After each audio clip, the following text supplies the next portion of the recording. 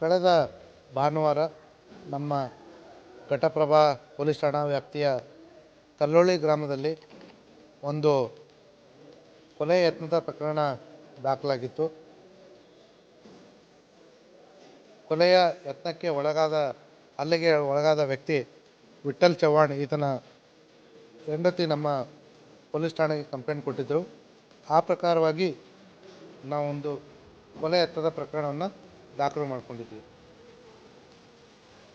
ಕಂಪ್ಲೇಂಟ್ನಲ್ಲಿ ಹಲ್ಲೆಗೊಳಗಾದ ವ್ಯಕ್ತಿ ಹೆಂಡತಿ ಕೊಟ್ಟಿರ್ತಕ್ಕಂಥ ಮಾಹಿತಿ ಏನಪ್ಪ ಅಂತಂದರೆ, ಈ ವಿಠ್ಠಲ್ ಚವ್ಹಾಣ್ ಮತ್ತು ಭೀಮಪ್ಪ ಚವ್ಹಾಣ್ ಅಣ್ಣ ತಮ್ಮಂದರಾಗಿದ್ದು, ಭೀಮಪ್ಪ ಚವ್ಹಾಣ್ನ ಮಗಳು ಇತ್ತೀಚೆಗೆ ಪ್ರೀತಿಸಿ ಮದುವೆ ಆಗಿದ್ಲು. ಈಗ ವಾಪಸ್ ಮನೆಗೆ ಬಂದಿದ್ದಾಳೆ.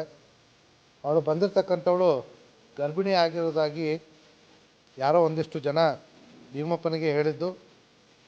ಈ ರೀತಿ ಒಂದು ಸುದ್ದಿ ಹರಡಲಿಕ್ಕೆ ನನ್ನ ಗಂಡನಾದ ವಿಠ್ಠಲ್ ಕಾರಣ ಅಂದ್ಕೊಂಡು ಅವರು ಬಂದುಬಿಟ್ಟು ಭೀಮಪ್ಪ ಮತ್ತು ಅವನ ಸಂಬಂಧಿಕರು, ಹೆಂಡತಿಯ ಕಡೆ ಸಂಬಂಧಿಕರು ನಮ್ಮ ಮೇಲೆ ಹಲ್ಲೆ ಮಾಡಿರ್ತಾರೆ, ನನ್ನ ಗಂಡನ ಮೇಲೆ ಹಲ್ಲೆ ಮಾಡಿದ್ದಾರೆ ಅಂತಕ್ಕಂಥದ್ದು.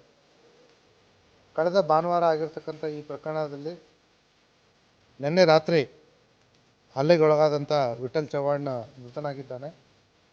ಹಾಗಾಗಿ ಮುಂಚೆ ಕೊಲೆ ಯತ್ನದ